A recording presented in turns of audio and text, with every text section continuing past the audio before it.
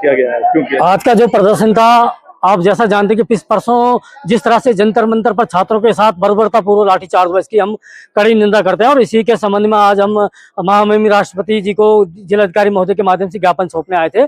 हम ये याद दिलाना चाहते हैं, इतिहास दोहराने जा रहा है। आपको मैं पीछे ले जाना चाहूंगा। 94 में जब उत्तराखंड में मंडल आयोग की 27% ओबीसी का आरक्षण लागू हुआ था शिक्षा संस्थाओं में, तो उस समय आपने देखा होगा पूरे देश में हजारों छात्रों ने आत्मदाह की थी। और आज इसी तरह जिस तरह से नीट भर्ती घोटाले में आप देख रहे होंगे कि कम से कम दर्जनों छात्रों ने आत्महत्या की। और उसके खिलाफ जिस तरह से उत्तराखंड में मंडल कमीशन के खिलाफ जब छात्रों ने आंदोलन किया था और आत्मदाह की थी, तो पूरे उत्तराखंड में एक स्वतः स्फूर्त आंदोलन हुआ था उत्तराखंड में। और आपने देखा होगा कि उस समय तमाम शैक्षणिक संस्थाएं, विद्यालय, स्कूल, कॉलेज, सरकारी दफ्तर बंद किए गए।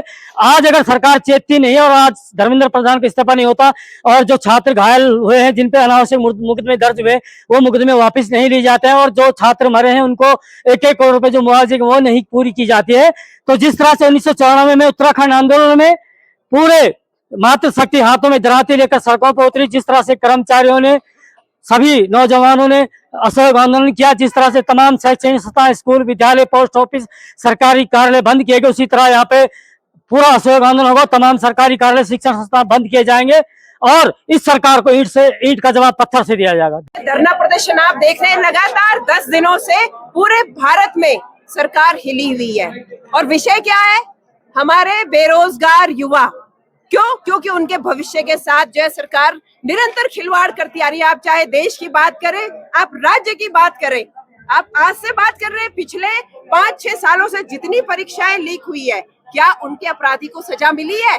खुलेआम अपराधी घूम रहे हैं। क्या कसूर है इन बच्चों का जो सालों तक पढ़ाई करते हैं, एक सपना देखते हैं और जब वो एग्जाम देके घर पे आते हैं तो उन्हें पता चलता है कि पेपर लीक हो गया है, पेपर कैंसिल हो गया है।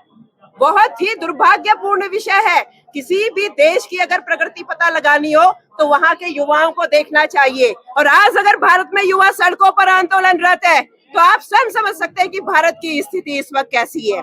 उत्तराखंड क्रांति दल हमेशा प्रारंभ से ही अपने स्थानीय लोगों के स्वास्थ्य, शिक्षा, रोजगार के लिए, अपने जल जंगल जमीन के लिए अपने प्रयासरत रहा है। निश्चित तौर पर सत्ता परिवर्तन होने का समय आ गया है और सत्ता में बैठे हुए लोगों को मैं चेताना चाहती हूँ कि हमारे युवाओं के रोजगार के साथ खिलवाड़ बंद करें। जो उनकी मांग है वो बिल्कुल जायज मांग है। जो व्यक्ति दोषी है उसको तत्काल बर्खास्त करना चाहिए और यदि आप नहीं कर रहे तो कहीं ना कहीं आप भी उतने ही दोषी है। तो ये सैलाब अब रुकने वाला नहीं है, सैलाब अब अपनी मंजिल तक जाकर रुकेगा। और उत्तराखंड क्रांति दल पूर्ण रूप से छात्रों की इस मांग में उनके साथ कंधे से कंधा मिलाकर साथ में चलेगा।